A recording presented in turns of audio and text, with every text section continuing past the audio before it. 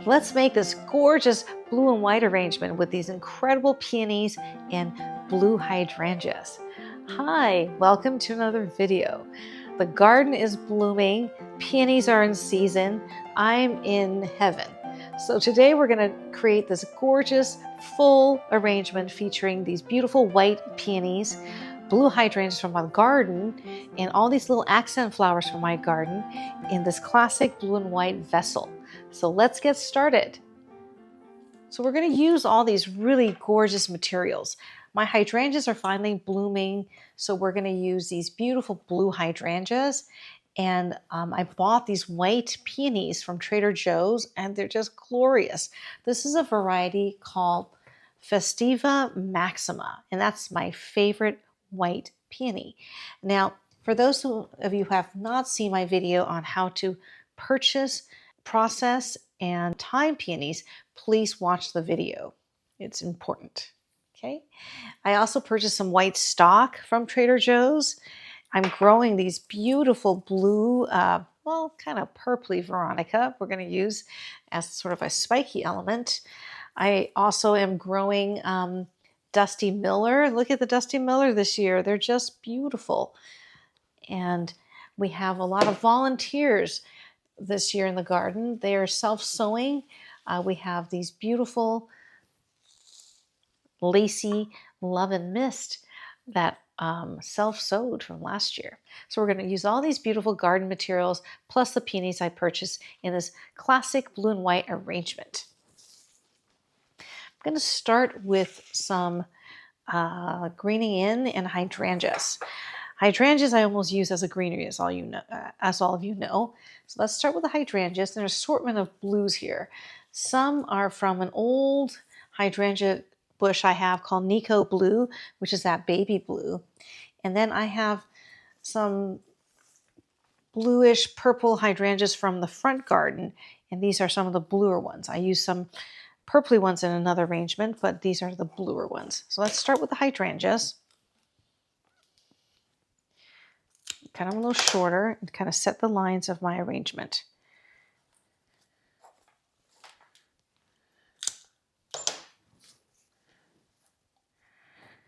Now I'm just kind of envisioning sort of a sideboard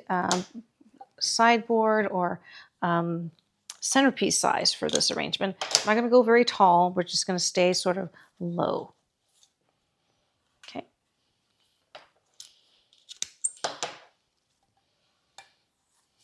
Starting with the hydrangeas instead of greenery, because once you've put your hydrangeas in, sometimes you don't even need that much greenery. I learned that over years and years of being a floral designer. When I was a young designer, first starting out, I was spent a lot of time meticulously greening in every square inch. And then you don't have much space for your flowers, and you've wasted a lot of money on greenery that you did not need to purchase. So start with your large flowers first. You can always green in later. Okay. I know I'm going to use some Dusty Miller as my greenery, so I'll take some of that. The Dusty Miller is beautiful, and I figured this kind of icy, grayish white would be beautiful in a blue and white arrangement. Kind of emphasizes that cool color palette. And I love the texture. I'm looking for some Dusty Miller that's got the larger leaves that are less serrated for a different texture. I found some the other day at a nursery center, but they didn't seem very healthy, so I decided not to purchase them. Probably will go to Berkeley Horticulture sometime and see what they have. I purchased these from Berkeley Horticulture last year, and they were just little tiny 6-pack of little tiny plants, and they're huge now, very healthy. So I'm greening in with a Dusty Miller. Now, if your Dusty Miller ever gets kind of wilted, you can always submerge the whole thing underwater and they will perk up in a few hours. These are fresh from the garden, so they're really turgid, and I think they'll last a long time. It's been very popular in weddings, so I was buying tons and tons of Dusty Miller last few years. Okay, I think that might be enough for now. I'll set this aside, and if we need more, we can add more later. Now for the main star of the arrangement. Look at these incredible peonies. They were $9.99 for 5 stems at Trader Joe's. Now, my peonies did not bloom at all this year. We had a very mild winter, so I didn't even get one bloom. But that's okay. We can buy them for $2 a stem at Trader Joe's, which is so much less expensive than even at the wholesale flower market. At the flower market, they range between, I would say, 25 to 35 for 5 stems. They're usually sold in bunches of 5 stems, just like hydrangeas. Look at that, just gorgeous.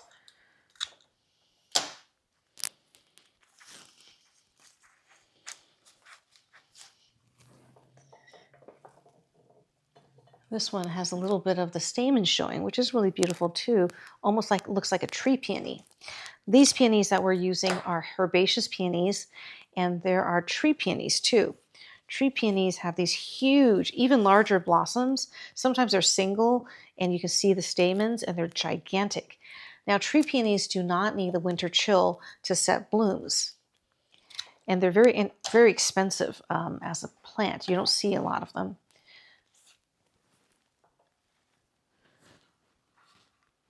Okay, and here's a slightly smaller stem here. Just put it right here. Okay, now I'm going to add in the white stock. The white stock at Trader Joe's was pretty inexpensive also. They are really wonderful for home designers, or when you don't go to flower market, because it really subsidizes what I can cut from the garden. I believe it was 8 stems of white stock for $4.99. Now I'm paying about $8 to $9 at the wholesale flower market for 10 stems.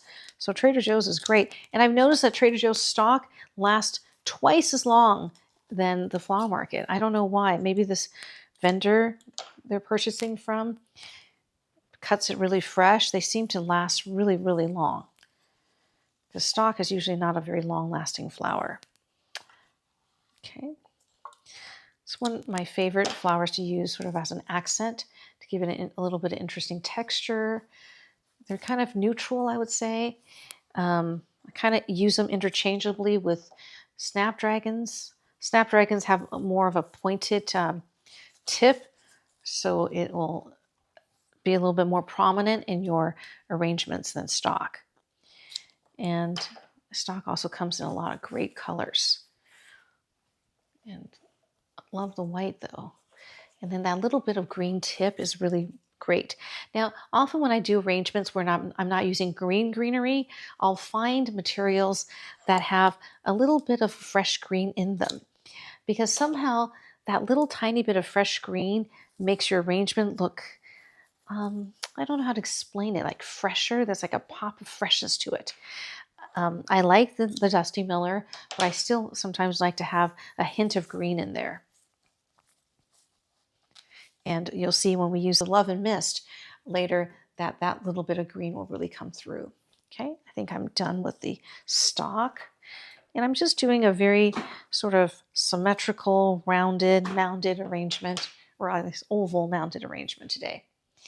Let's add in some of our beautiful Veronica. I bought these blue Veronica from Home Depot last year. They are amazing. I use these in little bud vases and they last like 10 days. So they're really wonderful. I'm hoping I could find some white Veronica to add to the cutting garden this year so that I have some white Veronica to use as well. They're super easy to grow. They looked really sad over winter and I go, oh gosh, I hope they come back. And I cut them down, fertilize them, and they are so robust and beautiful. Now I'm thinking of converting my front lawn this year. Well, later this year. It's too late now to plant new things in California. It's kind of getting hot and dry. I'm going to probably get rid of this small patch of lawn that I have in the front garden and make it a flower garden. And I'm going to plant all these beautiful accent flowers that I can use with my roses. I have, over 100 rose bushes in my garden, so I have tons of roses, but I need companion plants. And I'm not going to the flower market all the time, so it's great to be able to grow some to use in these arrangements. So see how beautiful this is? And gives it a little bit different texture and dimension. Even though overall this is a kind of clustered arrangement, having these tips come out just gives it a little bit of movement, and it looks less tight. I have one more. Guess I'll put it right here. And these are beautiful, Veronica. Better than the ones you purchase even, because I like that it has all these little side buds and it'll bloom all the way to the tip, and really it lasts like 10 days. It's amazing. Okay, I think we're done with the Dusty Miller. I'll set that aside. Okay, here's some Love and Mist. Now, Love and Mist comes in a sky blue, pink, and white. Now, I seem to have only the white this year. I thought I planted some blue ones. I planted them from seed, and then they self-sowed, so I have tons of this in the garden, which is wonderful. Seems to be really happy where it is and easy. And look at that laciness. I love that. Beautiful little white blooms. I'm actually happy just to have the white ones because I have blue hydrangeas, lots of other blue kind of accent flowers.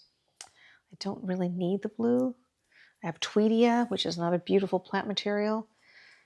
I'm going to put some in here. Look at that. Is that pretty? Love it. And see how after the blossoms are spent, the seed pods are gorgeous too. Look at these green seed pods. Now, I cut some of the seed pods. If you wanted to propagate, self-propagate, leave some of these so that they could blow open and self-sow for next year. But you can cut some of these to use. And this is what I mean. Having little hints of green here and there makes the arrangement sparkle with freshness. Even though you're not using a lot of green, the greenery we chose to use today is that silvery Dusty Miller. I ramble on and on when I do these arrangements because I want you guys to know what I'm thinking, why I do what I do, why I put something in there, and my reasoning for everything. There's a lot of subtleties to design that sometimes it's hard to explain. I kind of have to show you. I feel like the arrangement comes alive once you add some of these elements to it. And being a gardener, it's always fun for me to see a lot of novel plant materials. This, I think, is going to last a long time because even once the white petals fall off, you've got the little seed pods, which are charming in an arrangement.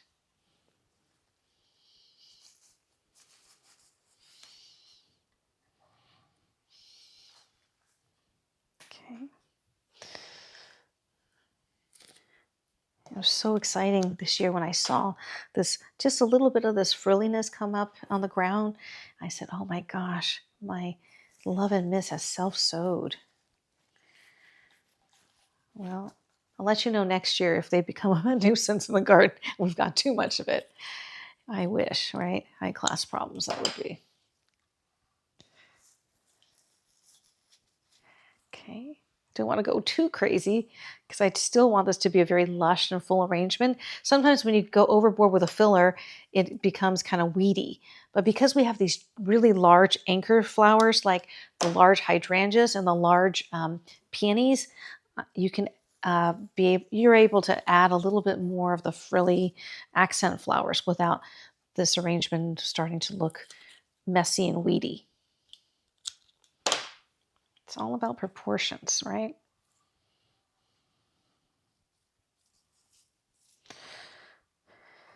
I have this one stem, look at all these beautiful seed pods, and I kind of want to add it in, but I feel like I should be done. Maybe I'll cut a little shorter and set it over here. Okay. So we're all done. Love this arrangement. Really beautiful color scheme, all these different textures. And I have to say, it's really a privilege to have a garden to cut flowers from. I hope you enjoy this video and learned something today.